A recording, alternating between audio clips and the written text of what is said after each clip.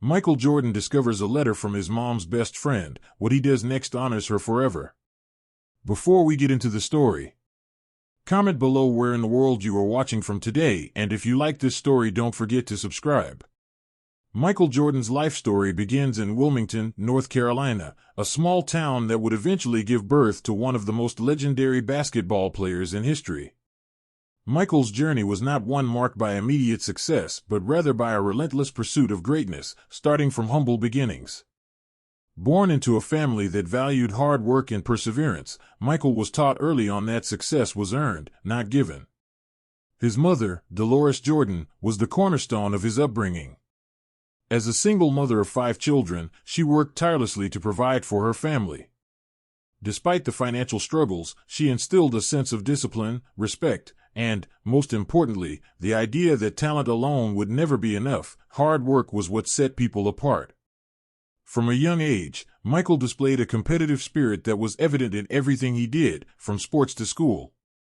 His competitive nature didn't just stem from a desire to be the best, but from a genuine need to prove himself, especially in the face of adversity. As a child, Michael wasn't always the tallest or the most physically gifted on the basketball court, but what he lacked in size, he made up for in tenacity and work ethic. His father, James Jordan Sr., was also a huge influence on Michael's development. James was not just a father but also a coach and a mentor. He taught Michael the value of discipline and focus, but most importantly, he instilled in him a love for the game of basketball. At a young age, Michael was constantly surrounded by the love and support of his family, but that wasn't always enough to shield him from failure. In high school, he faced one of the first major setbacks of his basketball career when he was cut from the varsity team as a sophomore. The rejection was crushing for Michael, who had always prided himself on his athleticism and drive. Yet, rather than let the setback define him, Michael used it as fuel for his determination. He spent the next year in the gym, working tirelessly to improve his game. His passion for basketball grew even stronger, and by the time he made the varsity team, he had transformed himself into one of the top players in the area. This experience became a defining moment in Michael's life, teaching him that failure was not the end but rather an opportunity for growth. Michael's rise through high school basketball was impressive, but it was his time at the University of North Carolina that would truly set him on a path toward greatness.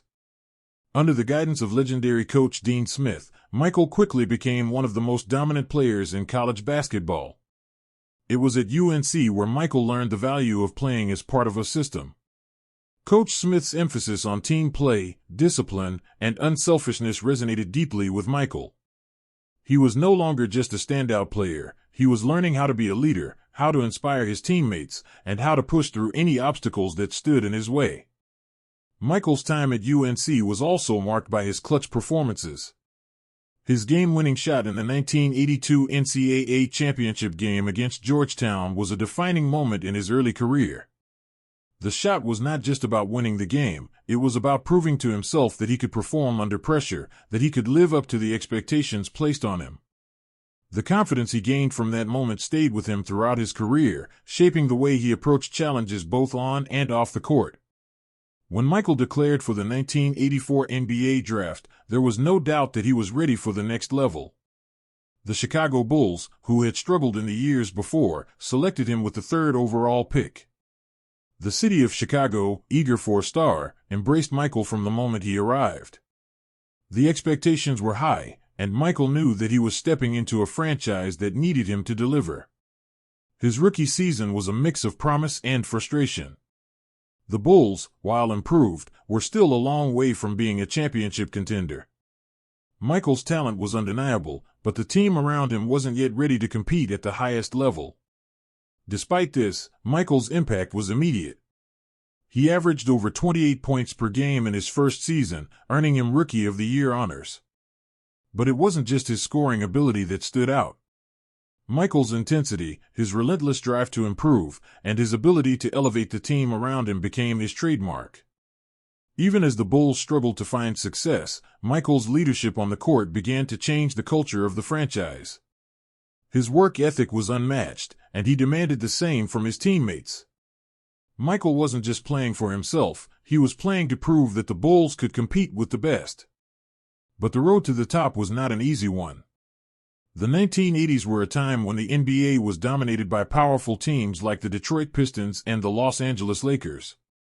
The Pistons, with their bad boys mentality, were the reigning kings of the Eastern Conference. They were physical, tough, and relentless, qualities that Michael would have to overcome if he wanted to win championships. But the struggle against the Pistons was about more than just basketball. It was about mental toughness, resilience, and the ability to rise above adversity. Michael's early failures against Detroit became a driving force in his development. He was determined not to let anyone stand in his way, and he began to realize that to win championships, he would need more than just individual talent. As the years went by, Michael's relationship with his teammates grew stronger. The addition of Scottie Pippen in 1987 was a turning point for the team. While Pippen was still developing his game, it was clear that he had the potential to be a great player. Michael, ever the leader, took Pippen under his wing, pushing him to be better and helping him grow into one of the league's top players.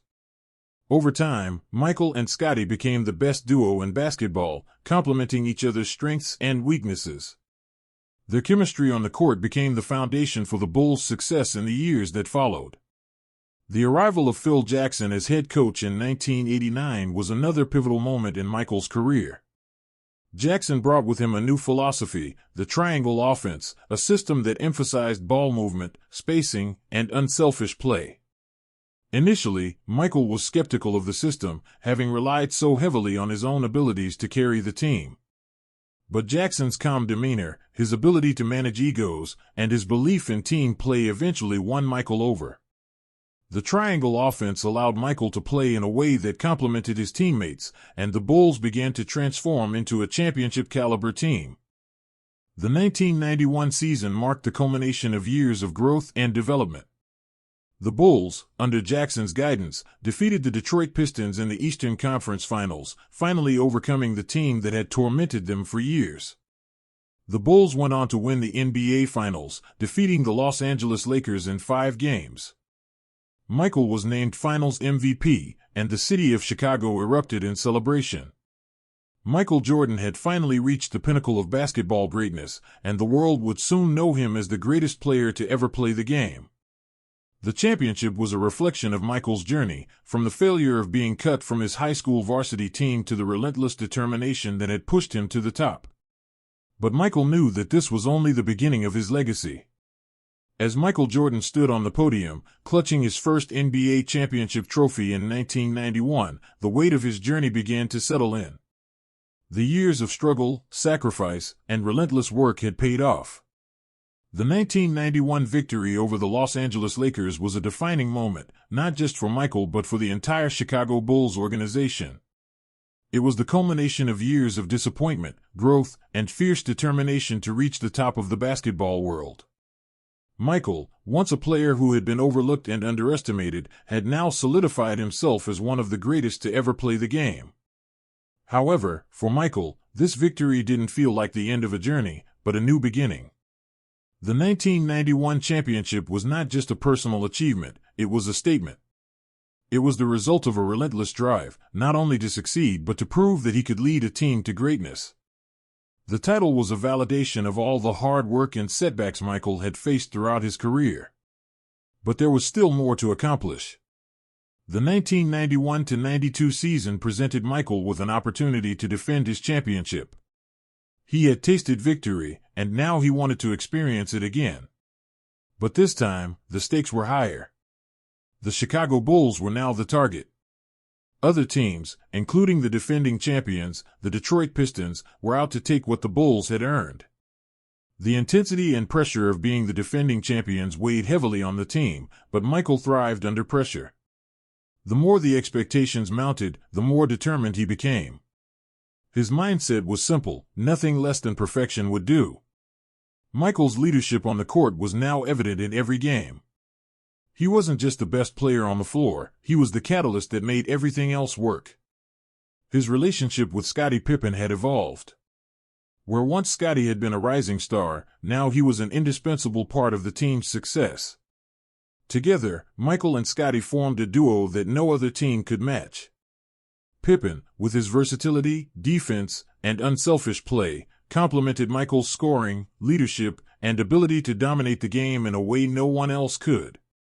The 1992 season also saw the emergence of the Bulls' defense. Michael, who had always been known for his offensive brilliance, now committed himself to becoming one of the most feared defenders in the game. His on-ball defense, ability to disrupt passing lanes, and his unmatched basketball IQ allowed the Bulls to dominate on both sides of the court. Michael's growth as a two-way player made him even more dangerous, and the combination of his scoring and defense became the foundation for the team's dominance. Throughout the regular season, the Bulls were virtually unstoppable. They finished with a league-best 67-15 record, but despite their success, Michael wasn't satisfied. The pressure to repeat as champions hung over them, and he knew that the team's true test would come in the postseason. The road to the championship would be difficult, but Michael was ready.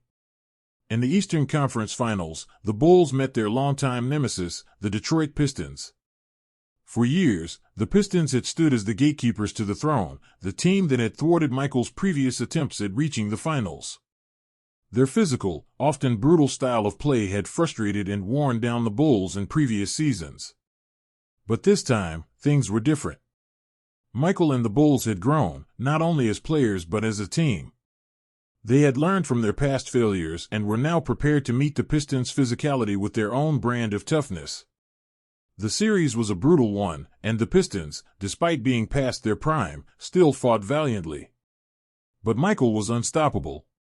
In Game 4, with the series tied 2-2, Michael put on a performance that defined his legacy. He scored 29 points in the second half, leading the Bulls to a crucial victory on the road. It was the type of performance that solidified his place as the greatest player in the game. With a 4-2 series victory, the Bulls were headed to their second consecutive NBA Finals, where they would face the Portland Trail Blazers. The 1992 NBA Finals showcased Michael Jordan at his finest. The Blazers, led by Clyde Drexler, had one of the best teams in the league, but they were no match for the brilliance of Michael. Game 1 of the Finals was a statement. Michael was on fire, making 6 three-pointers in the first half, a feat that stunned the basketball world. His ability to stretch the floor, combined with his aggressive drives to the basket, left the Blazers scrambling for answers. Michael finished the game with 35 points, and the Bulls took the lead in the series. Over the course of the finals, Michael continued to dominate. He was scoring at will, but it was his leadership that truly shone. He was no longer just the best individual player on the floor, he was the leader who brought his teammates along for the ride. His ability to make others better, to trust in the system, and to elevate the entire team's play was the key to the Bulls' success. Michael's vision of what a team could achieve had evolved, and he no longer saw basketball as an individual pursuit but as a collective effort. The Bulls defeated the Blazers 4-2 to win their second consecutive championship. Michael was named Finals MVP for the second year in a row, further cementing his legacy. His performances during the finals were nothing short of extraordinary, but it was the way he led his team that stood out. The Bulls were no longer just a talented group of players, they were a dynasty in the making. Michael had not only brought the Bulls to the top but had built a culture of winning and excellence. Yet, despite all of this success, Michael's journey was far from over. He had reached the pinnacle of basketball, but there were still goals left to achieve. The quest for greatness was ongoing, and Michael was determined to push himself further. With each championship, each MVP award, and each record broken, he became more focused on creating a legacy that would endure beyond his playing days. For Michael, the drive to be the best was not just about winning, it was about the relentless pursuit of greatness, about setting a standard that others could only aspire to. After the 1992 championship, Michael Jordan was no longer just a basketball player, he was a global icon. His impact on the sport, on popular culture, and on the business world was immeasurable. His partnership with Nike, which had begun with the launch of the Air Jordan sneakers, turned him into one of the most marketable athletes in the world. The Air Jordan brand became synonymous with excellence, and Michael's status as a cultural phenomenon grew even further. But despite all the fame, money, and accolades, Michael never lost sight of what truly mattered to him, the game. As the 1993 season rolled around, the Bulls were determined to win their third consecutive championship. Michael, having already won back-to-back titles, knew that the road ahead would be difficult. The pressure to win a third championship was immense, but for Michael, it was simply another challenge to overcome. The 1992-93 NBA season began with high expectations for Michael Jordan and the Chicago Bulls. After winning back-to-back championships, the pressure to complete a three-peat was immense. The team was not just striving for another title but had become the target for every team in the league. Every team wanted to be the one to take down the Bulls, to end their reign of dominance. But Michael, as always, thrived under pressure. He was determined not only to win another championship but to solidify the Bulls' place as one of the greatest teams in NBA history. The season itself started strong. Michael was playing at the highest level, as he had done for years, but something felt different. The weight of the expectations, combined with the toll that winning had taken on him, was beginning to wear on him. Michael had always been the hardest worker, the one who demanded the best from himself and his teammates. He never took a day off, always pushing himself to be the best player on the floor. But the physical and mental demands of being the best were beginning to show. The long stretches of games, the relentless pressure to win, and the scrutiny from the media and fans were starting to take their toll. Despite the mounting pressure, Michael played with the same intensity he always had. The Bulls finished the regular season with the best record in the league once again, but Michael knew the challenges ahead were going to be even greater. The playoff road would not be easy. Teams like the New York Knicks, the Miami Heat, and the Boston Celtics were all vying for the top spot, and they were all more than capable of knocking the Bulls off their perch. But Michael, ever confident in his ability, believed that if anyone could handle the pressure, it was him. As the Bulls entered the playoffs, the first obstacle was the Cleveland Cavaliers, a team that had given the Bulls trouble in previous years. The Cavaliers were led by Brad Daugherty and Mark Price, two solid players who could make an impact on any given night. But they were no match for Michael's focus and ability. The Bulls dispatched the Cavaliers quickly in the first round, but the road only got tougher from there. The second round brought the New York Knicks, a team known for its physical play and tough defense. The Knicks, under coach Pat Riley, were a team that thrived on aggression and intimidation. They were not afraid to get in the Bulls' faces and test their mettle. The series against the Knicks was a brutal, back-and-forth battle. New York's physical style of play seemed to throw the Bulls off at times, but Michael never lost focus. His scoring was as prolific as ever, but it was his leadership that made the difference. Michael had always been the one to carry the team in clutch moments, but this series showed how much he had grown as a leader. He wasn't just the scorer, he was the one who made everyone else better. His ability to create opportunities for his teammates, to elevate their play, was what ultimately allowed the Bulls to win the series in 6 games. Michael had proven that his greatness wasn't just in his ability to score but in his ability to lead and elevate those around him. The Eastern Conference Finals brought a familiar challenge, the defending champion, the Detroit Pistons. For years, the Pistons had been the Bulls' biggest rival, the team that had prevented them from reaching the finals.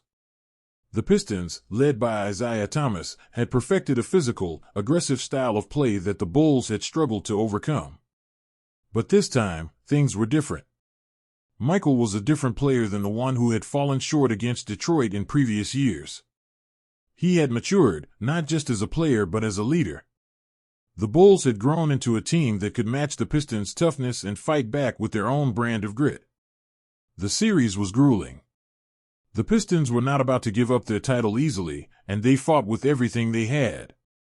But Michael, with his fierce determination, led the Bulls through the tough moments.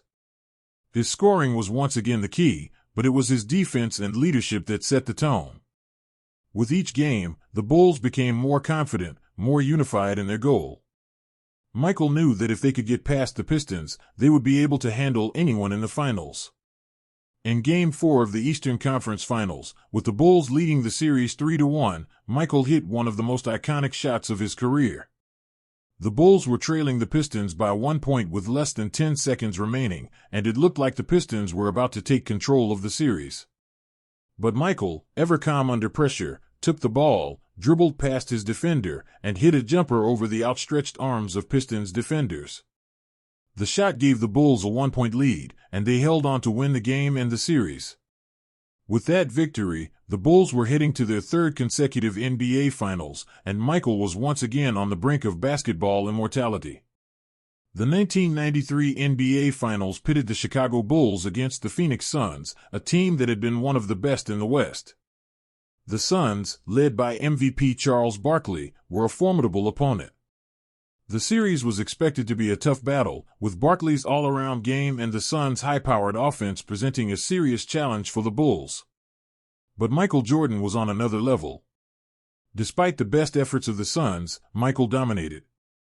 He was scoring at will, but it was his leadership, his ability to make the right plays at the right time, and his defense that ultimately made the difference. The Bulls took control of the series early, but the Suns fought back in Game 3, winning a crucial game to make it 2-1 in favor of the Bulls. Michael responded in Game 4, leading the Bulls to a dominant win with another brilliant performance. The series shifted to Phoenix, but the Bulls were in control. Michael's ability to play at an elite level when it mattered most was what set him apart from every other player. In Game 6, with the series tied 3-2, Michael took over. His performance in the finals was historic, and he was named Finals MVP for the third consecutive year, solidifying his place as the best player in the world.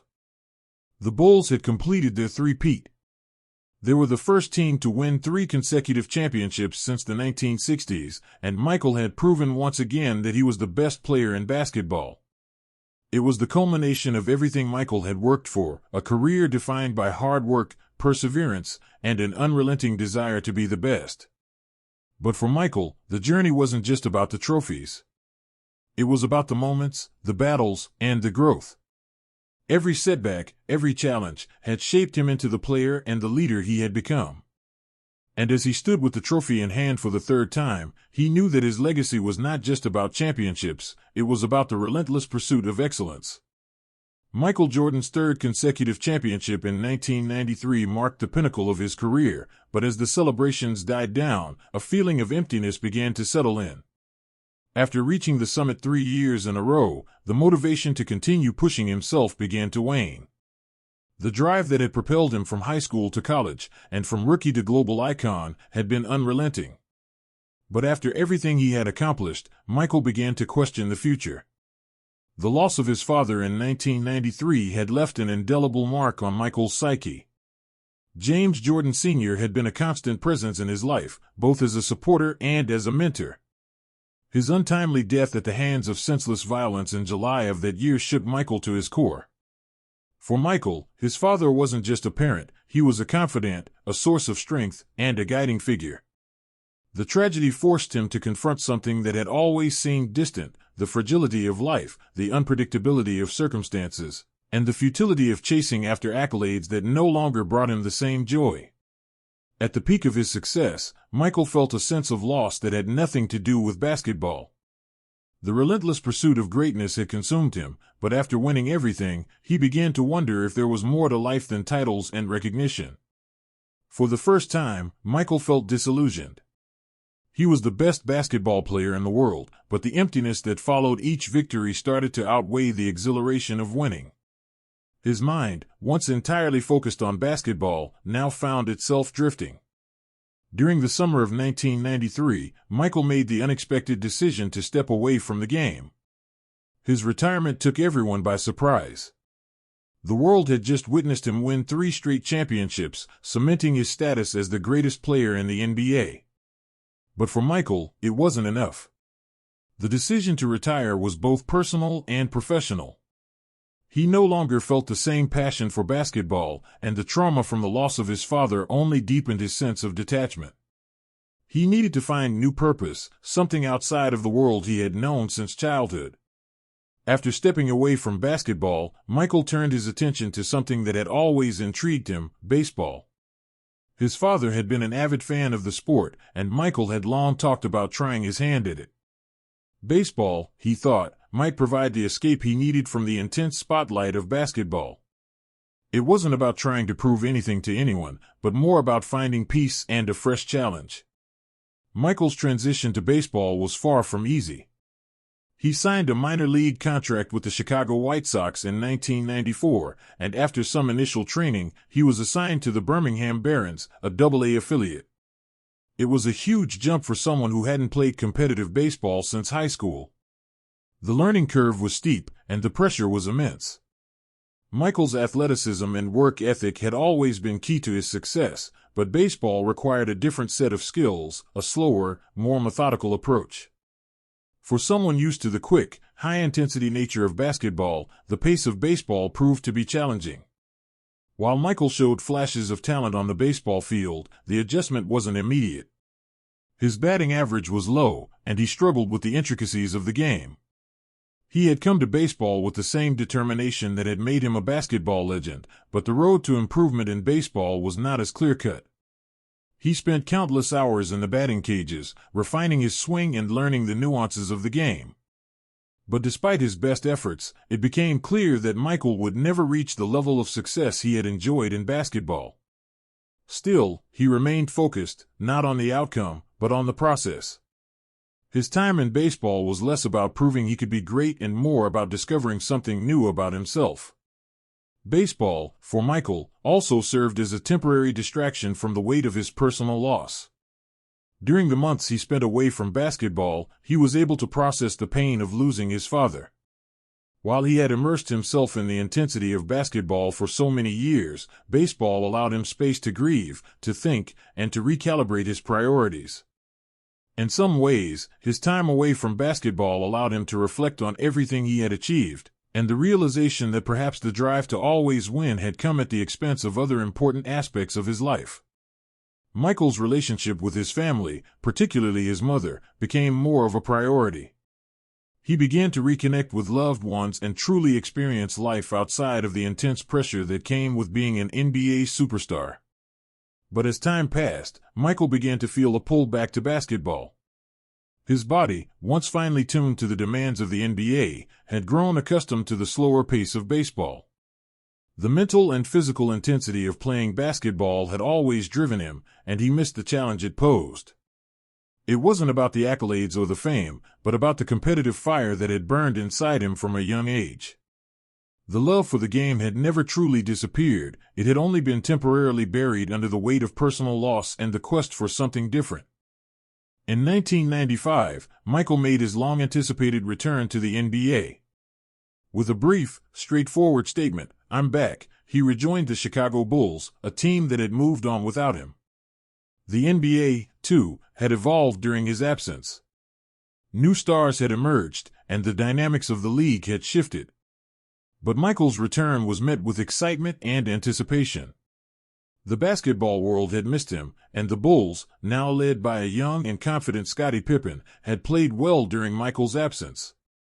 Still, there was a sense that something was missing, something that only Michael could provide. His return to the Bulls wasn't without its challenges.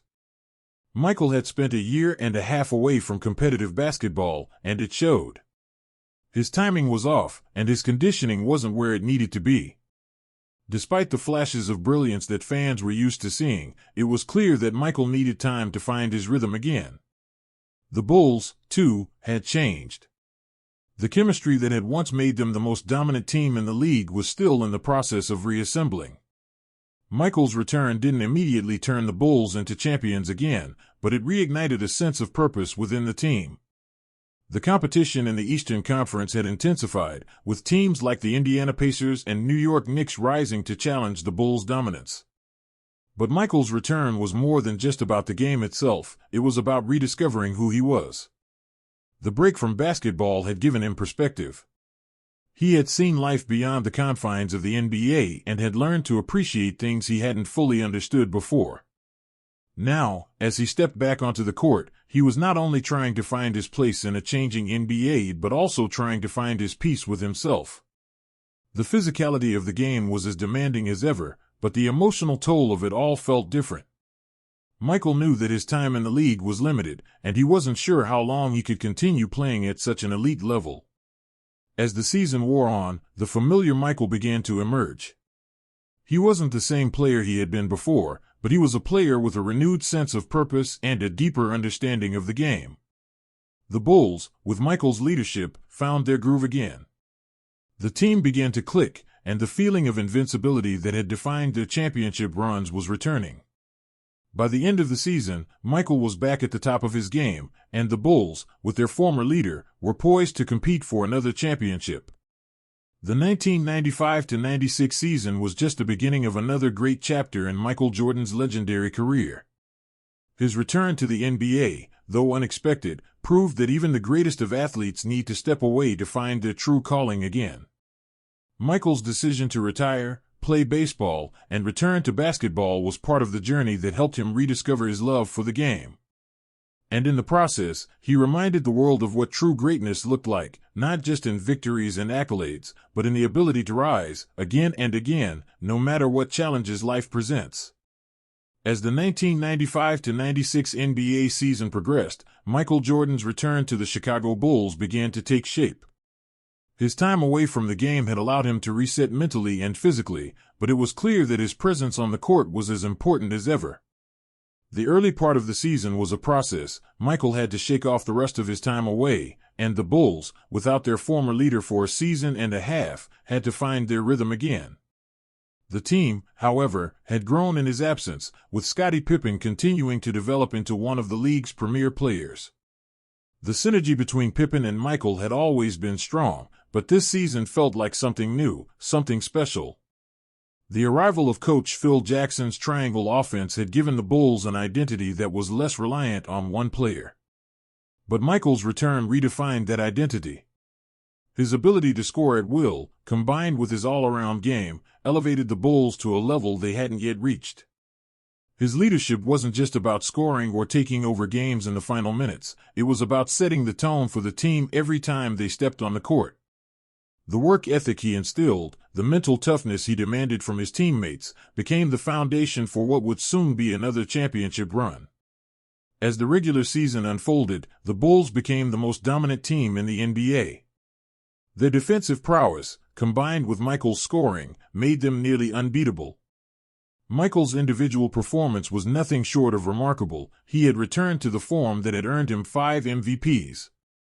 The hunger that had driven him in the past, the need to prove that he was still the best in the world, fueled his every move. But this time, Michael wasn't just chasing personal glory, he was chasing another championship. His drive was not just to be the greatest player in the world but to lead a team to greatness once again. The road to the playoffs seemed inevitable. The Bulls cruised through the regular season, finishing with a 72-10 record, the best in NBA history at the time.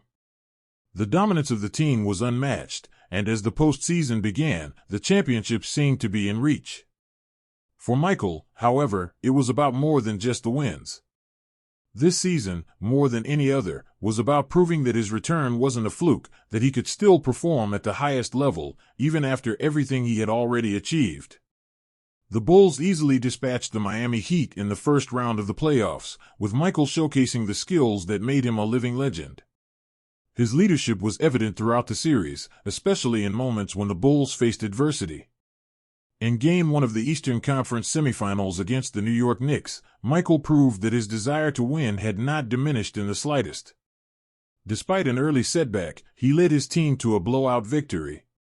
The Knicks were tough, but they were no match for the Bulls' renewed sense of purpose. Michael's ability to not only perform but to elevate his teammates' play was the difference. The Bulls moved on to the next round, and the finals once again felt inevitable. In the Eastern Conference Finals, the Bulls would face the Orlando Magic, a team that had surprised many by making it this far. The Magic, led by Shaquille O'Neal and Penny Hardaway, were a talented squad, but they were no match for Michael Jordan's will to win.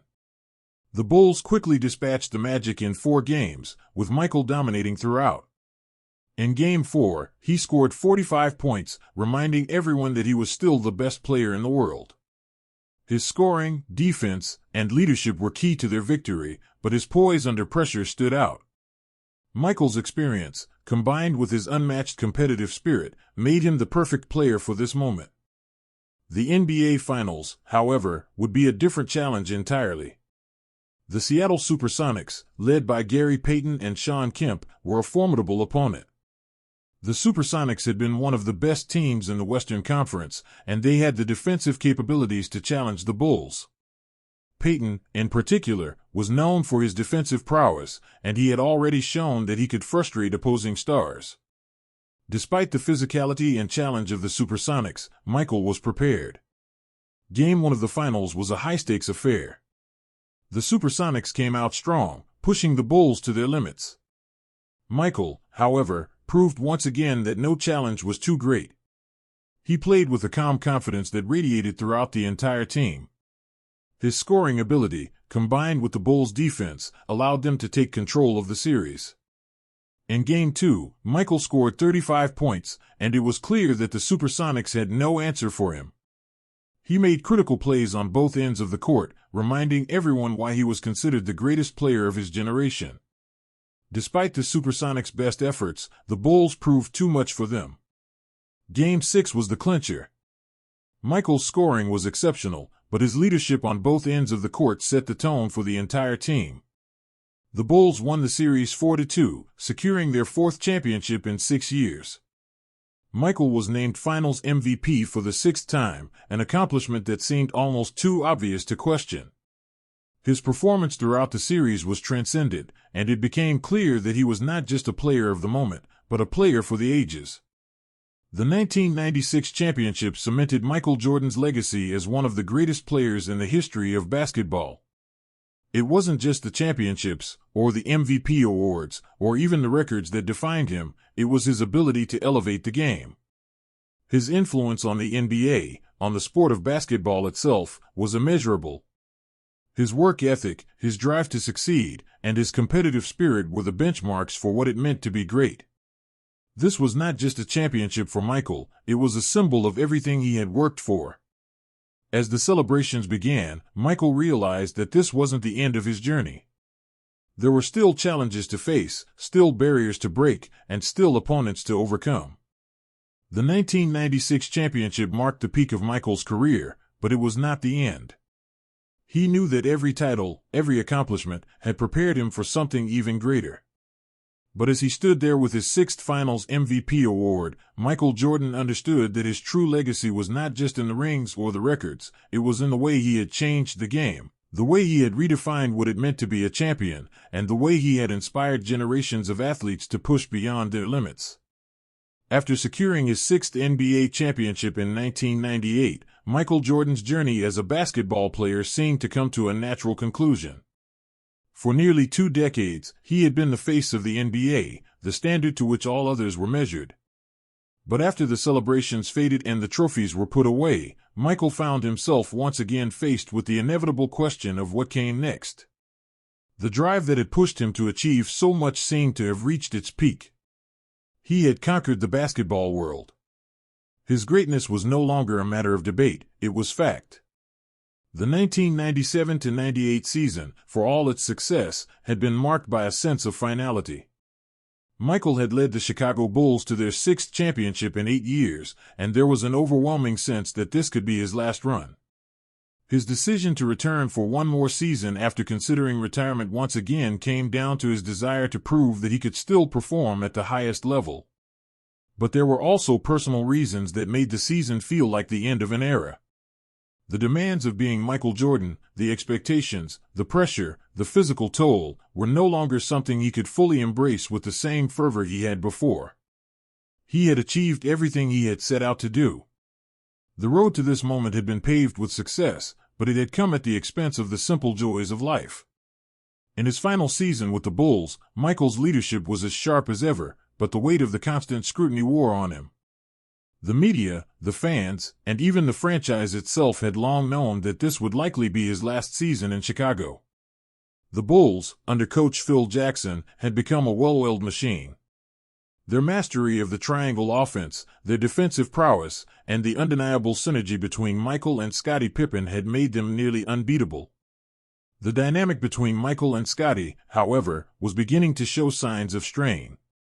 Scottie was entering the twilight of his career with the Bulls, and the team's chemistry, while still powerful, was starting to feel the effects of age and the looming changes ahead. Despite these challenges, Michael refused to slow down. His commitment to the game, to his teammates, and to his own legacy pushed him through a season that was physically demanding. The season itself was not without hurdles. As the NBA's most dominant player, he was constantly surrounded by defenders eager to prove themselves against him. Father Time, too, was creeping in, but Michael's competitiveness and unwillingness to back down from any challenge kept him at the top of his game. Every game was an opportunity to remind the world of what he was capable of, and Michael seized each moment. The road to the finals, however, was not as smooth as in previous years. The Eastern Conference was as competitive as it had ever been, and teams like the Indiana Pacers and the New York Knicks posed serious threats to the Bulls' dominance. But with Michael leading the charge, the Bulls navigated their way through the playoffs. As the postseason unfolded, Michael's ability to rise to the occasion became more evident. Game after game, he demonstrated why he was considered the best player to ever play the game. His performances were a mix of skill, intelligence, and relentless drive.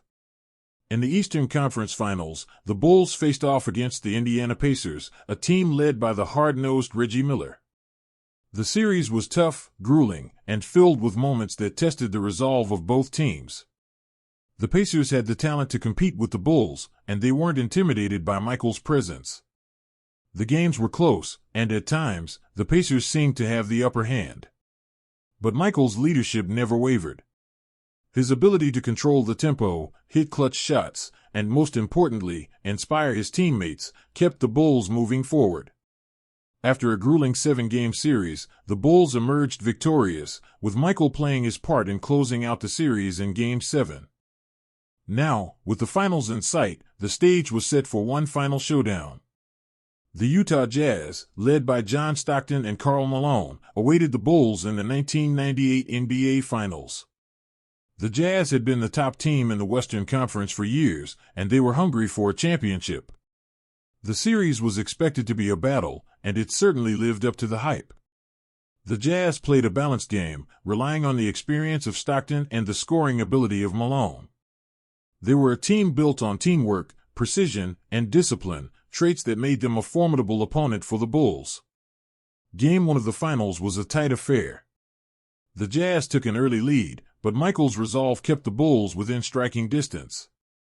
Despite being pressured from all angles, Michael remained calm, making plays that kept the Bulls in the game. In the final moments, Michael's performance stood out. He had always been able to rise to the occasion in critical moments, and this game was no different. His late-game scoring and defense were the difference-maker, as the Bulls narrowly secured a victory on the road. As the series moved to Chicago for Games 3 and 4, it was clear that Michael was determined to leave it all on the court.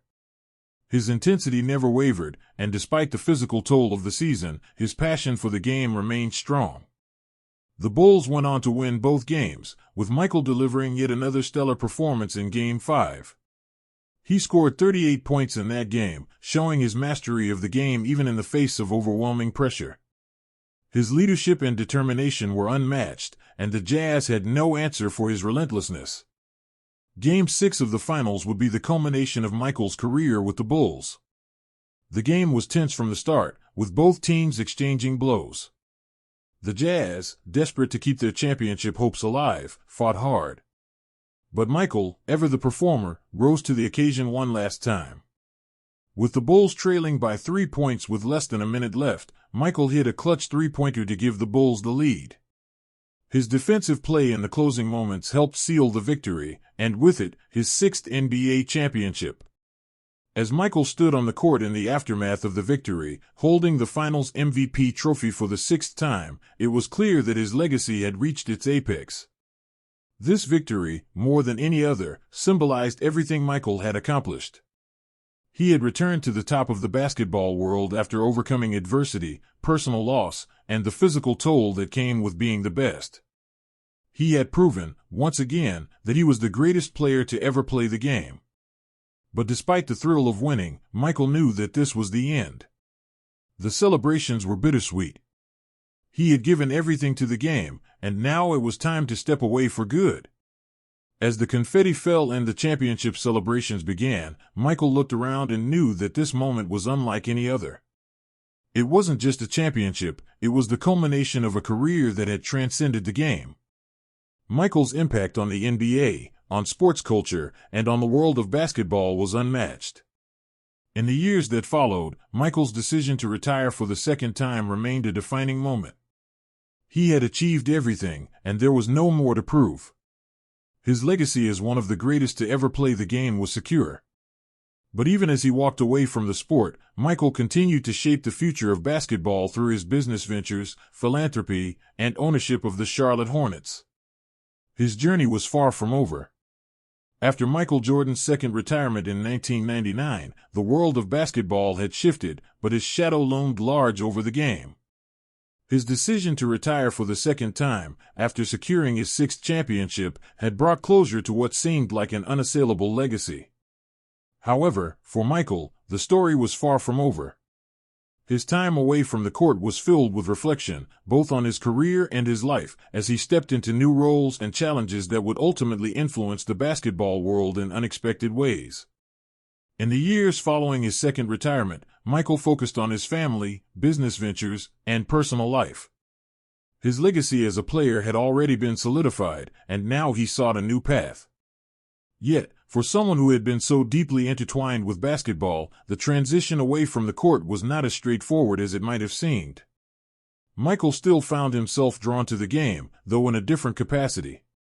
Basketball was more than just a sport to him, it was a part of his identity, a central aspect of his life that had shaped him into the person he was.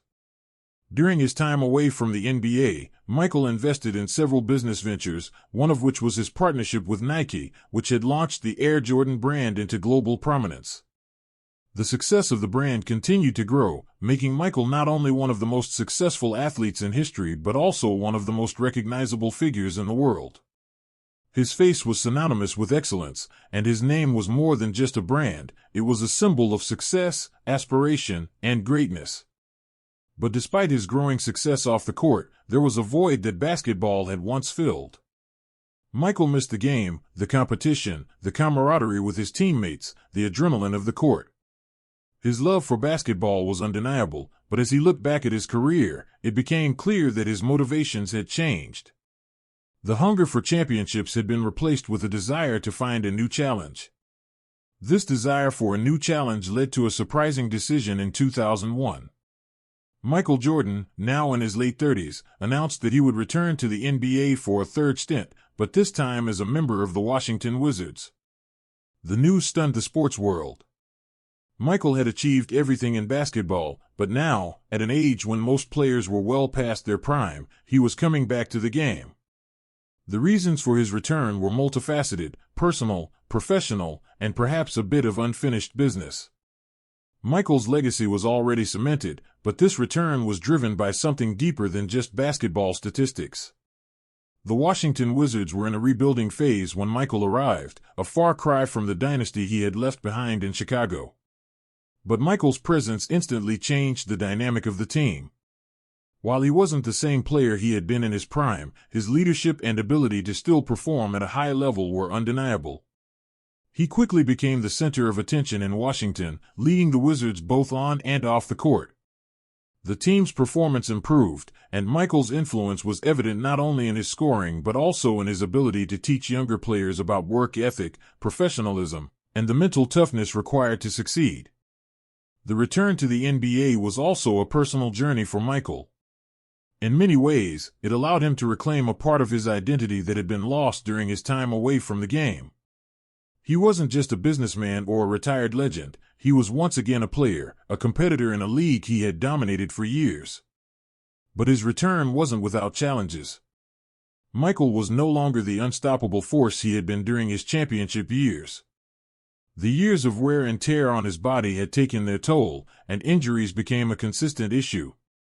The physicality of the game, combined with his age, made it clear that his time in the NBA was limited.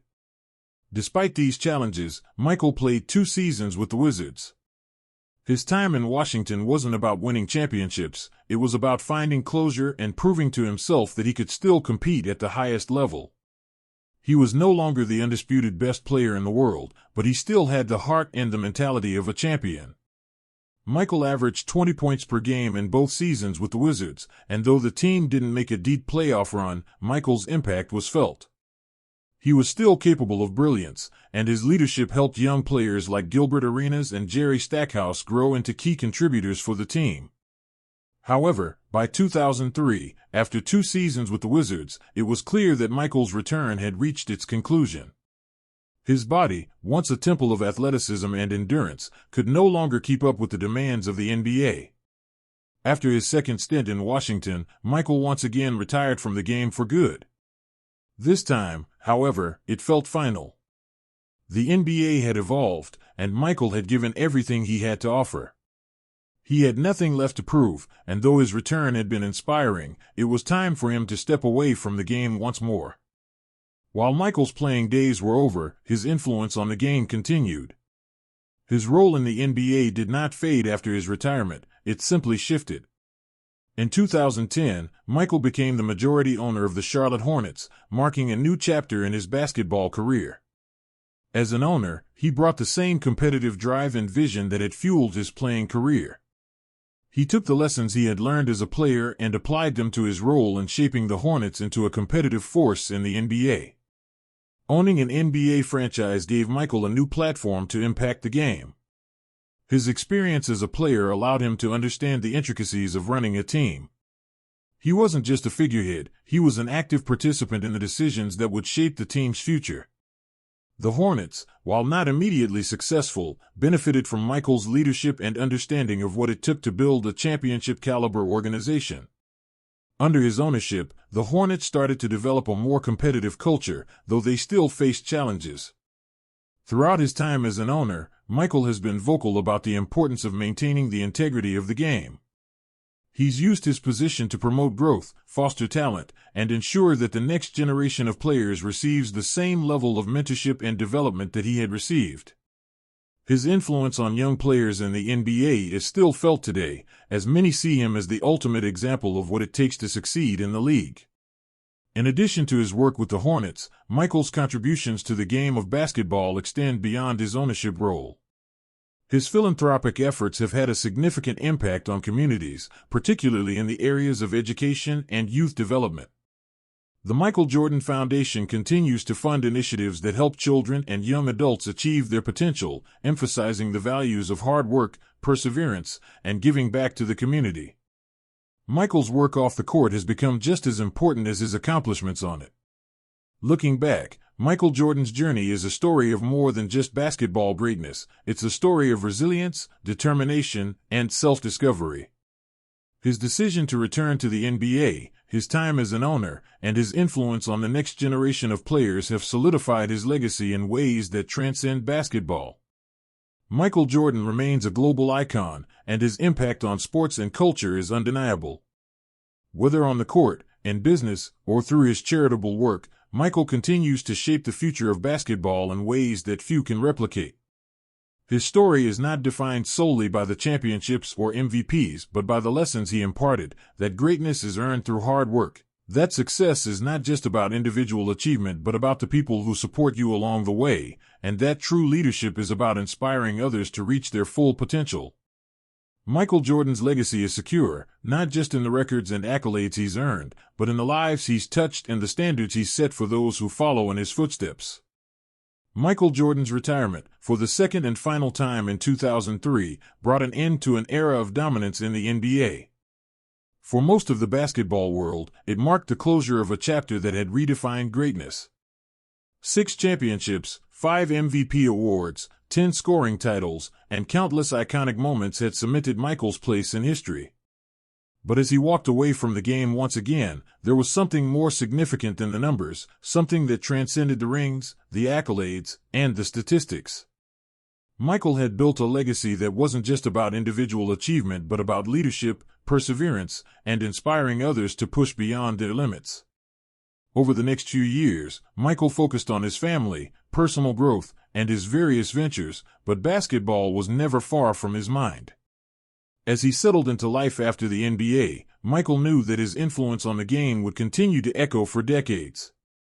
His impact on basketball culture, the way players approached the game, and the way the sport was consumed by fans globally was undeniable. Michael Jordan had not just changed the game, he had changed the world of sports, and his influence stretched far beyond the hardwood.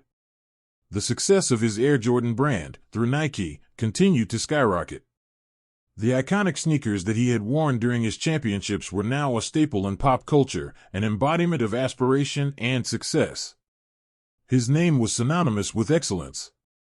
Michael's business acumen extended beyond sportswear. He had investments in various companies and had become an influential figure in the world of entertainment and media.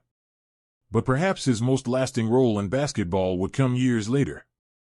In 2010, Michael took on the challenge of becoming the majority owner of the Charlotte Hornets, a franchise that had struggled to find consistent success.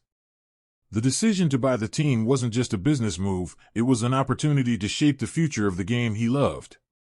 As an owner, Michael was able to impart the wisdom he had gained over his decades in the NBA to the next generation of players and executives. He wasn't just another businessman looking to profit from a team, he was a mentor, an ambassador for the game, and a leader with the knowledge to guide the Hornets into a new era. Under his ownership, the Hornets began to show promise, although the road to success would not be quick or easy. Michael was hands-on, involved in everything from player acquisitions to developing the right culture within the organization.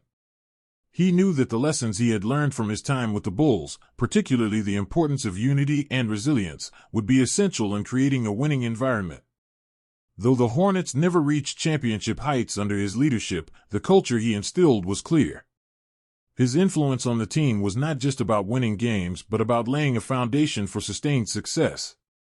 Beyond his involvement with the Hornets, Michael remained an ambassador for the NBA, continuing to shape the game through his role as a mentor to players, coaches, and even fellow owners.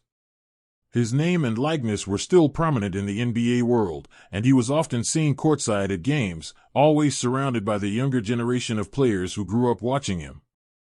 Players like LeBron James, Kobe Bryant, and Kevin Durant spoke of Michael's influence, not just as a player but as a person who set the standard for what it meant to be great. Michael's competitive spirit and his drive to be the best had inspired them to push harder, to aim higher, and to expect more from themselves.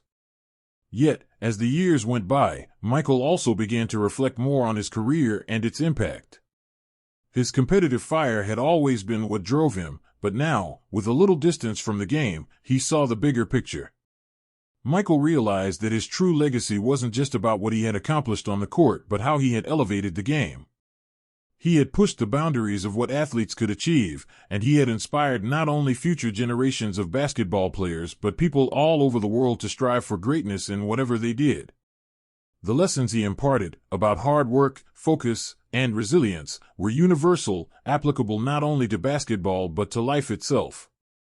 One of the most significant aspects of Michael's post-basketball life was his philanthropic work. Throughout his career, Michael had used his platform to support various causes, but after retiring, his efforts intensified. His charitable foundation focused on helping children and families in need, with a particular emphasis on education and youth development. Michael's philanthropic endeavors reflected his belief that success was not just about winning championships, but about giving back and providing opportunities for others to succeed. He was using his wealth and influence to make a difference in the lives of those who needed it the most. This shift in focus was significant. It was a way for Michael to leave a legacy beyond basketball, one that would impact future generations far beyond the world of sports. In the midst of all of this, Michael also experienced the role of a mentor in a new way. As an NBA team owner and philanthropist, he took on the role of guiding others, whether it was a young player with potential, a struggling franchise, or a community in need. His journey, from the young boy in Wilmington to the global icon, had come full circle. It was no longer about personal accolades or championships, it was about giving back and ensuring that others could achieve what he had.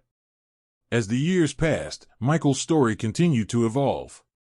He became a beloved figure in the basketball community, not just for his incredible skills but for his wisdom and leadership. He was inducted into the Basketball Hall of Fame, an honor that was a testament to his career, his influence on the sport, and his impact on the lives of so many. Standing on that stage, Michael took a moment to reflect on everything he had accomplished, acknowledging the sacrifices, the hard work, and the people who had helped him along the way. It wasn't just his talent that had gotten him to where he was, it was the support of his family, coaches, teammates, and friends that had made his success possible. Michael's legacy had become something bigger than basketball. His name had become synonymous with excellence, not just on the court but in every aspect of life. He had redefined the expectations for what athletes could achieve and had shown that greatness wasn't limited to athletic ability, it was about leadership, mental toughness, and the ability to inspire others.